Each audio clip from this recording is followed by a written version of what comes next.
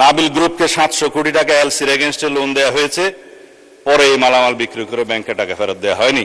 দুষ্টু লোকেরা বলে সেটা কোনো এক দলের নির্বাচনী তহবিলে গেছে।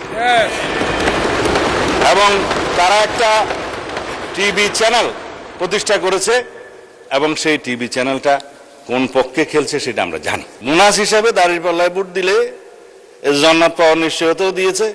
এই আরডিএস প্রকল্পের মধ্যে কত হাজার কোটি টাকা ডিস্ট্রিবিউট হয়েছে জানেন? মানে স্পিকার, এখানে আরডিএস নামে একটা প্রকল্প আছে। সেই প্রকল্পের এটা হচ্ছে ইসলামী ব্যাংকের একটা ফ্ল্যাগশিপ প্রকল্প।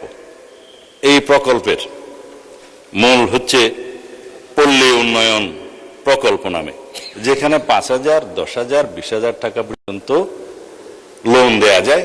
নারী গ্রাহকের সংখ্যায় বেশি। ভোটের আগে 10,000 টাকা করে অনেক নারীকে দেয়া হয়েছে। লাইনে আমার এক ভোটার জিজ্ঞেস করছে, আমার এক কর্মী, মা আপনি কোথায় দিবেন? বলছে যে বাবা, বলছে কোরআনের দল না দিলে তো জান্নাতে যাওয়া যাবে না। 10,000 টাকাও দিয়েছে, বলেছে এটা মাফ হয়ে যাবে, আরো 10,000 টাকা পাবো। এইভাবে মাননীয় স্পিকার মুনাস হিসাবে দাঁড়িপাল্লায় ভোট দিলে জান্নাত পাওয়ার নিশ্চয়তাও দিয়েছে।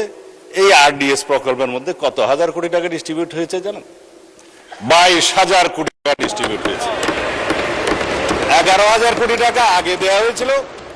এই 5ই আগস্ট 2024 পরে নির্বাচনের এই বৈতরণী পার হওয়ার জন্য আরো 11,000 কোটি টাকা দেওয়া হয়েছে। এর কোনো হদিশ নেই। তবে একজন নারী ভোটারের কথা তো বললাম। ভোটের আগে আমরা প্রায় সময় দেখছি মাননীয় স্পিকার, আমরা তো লেজিটিমেট গভর্নমেন্ট, ভোট টুট পেয়ে জনগণ আমাদেরকে এখানে বসিয়েছে, কিন্তু ইলেকশনের দিন পর্যন্ত আমরা একটা ফেসবুক গভর্নমেন্ট দেখেছিলাম মাননীয় স্পিকার, প্রচারণার মাধ্যমে। তা আমরা এখনো মনে করছি বিরোধী দলের ভূমিকা পালন করুক। তারা স্ট্রাগল করবে সরকারি দলে আসার জন্য, নির্বাচিত হয়ে মেজরিটি পাওয়ার জন্য। কিন্তু বারে বারে এভাবে প্রচারণা, পর্দার আড়ালে প্রচারণা, পর্দার ভিতরে প্রচারণা ইত্যাদি চালিয়ে মানুষকে বিভ্রান্ত করে মাননীয় স্পিকার আমরা বোধহয় খুব বেশি এগোতে পারবো না। এখন ইসলামী ব্যাংকের আমি কয়েকটা আইনের কথা পরে বলবো, এখন বলছি না। ইসলামী ব্যাংকের নবনিযুক্ত চেয়ারম্যান দায়িত্ব নিলে এবং এই চেয়ারম্যানকে দায়িত্ব পালন করতে না দিলে কি হবে সেটা আইনে বলা আছে।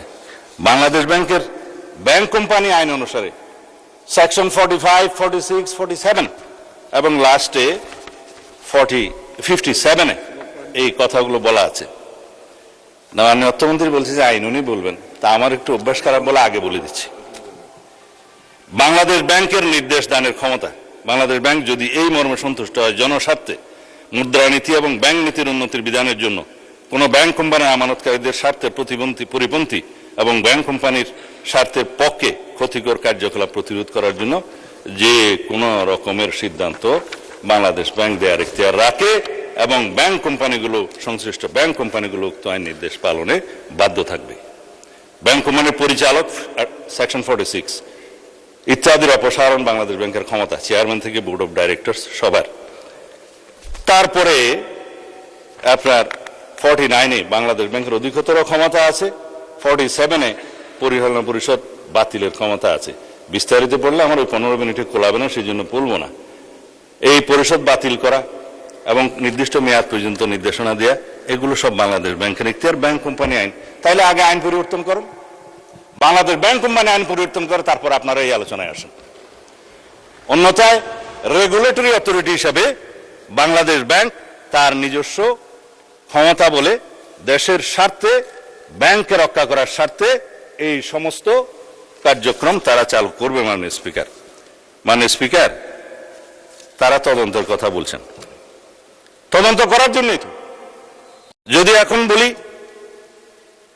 আপনারা 5ই পরবর্তী এই ব্যাংকের যারা লোন গ্রহণ করেছে, আমি নামই বলি, নাবিল গ্রুপকে 700 কোটি টাকা এলসির এগেনস্টে লোন দেওয়া হয়েছে, পরে এই মালামাল বিক্রি করে ব্যাংকে টাকা ফেরত দেওয়া হয়নি।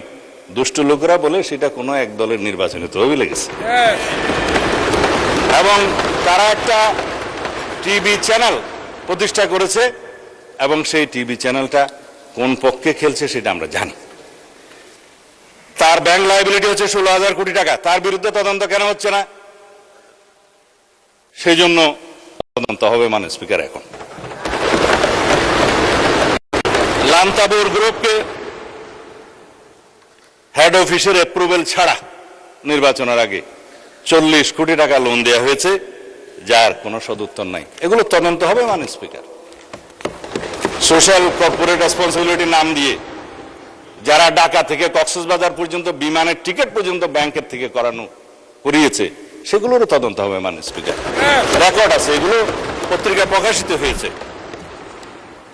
এই আরডিএস প্রকল্প থেকে, এলসির এগেনস্টে লোন দেয়া থেকে, এই যে গ্রুপের কথা বললাম, নামও তো মনে নেই, লান্তাপুর না কি যেন, লান্তাবুর, এগুলো তদন্ত হবে। এই তকবির দিয়ে ব্যাংক দখল করার পর যাদেরকে চক্রচ্যুত করা হয়েছে তাদের সংখ্যা হচ্ছে 9,000। অন্যায্যভাবে কোনো আইন কানুন না দেখিয়ে তাদেরকে নিয়ম বহির্ভূতভাবে চাকরিচ্যুত করা হয়েছে। তারা প্রায় সময় ডেমনস্ট্রেশন করে রাস্তায়, আপনারা দেখতে পারেন পত্রিকায়। শুধু তাই না, 6,000 নতুন নিয়োগ দেওয়া হয়েছে, তাদের সবাই একটি রাজনৈতিক মতাবলম্বী লোক, এবং তাদেরকে কনফার্ম করা হয়েছে 50% আর 50% করার তালে আছে। তদন্ত হলে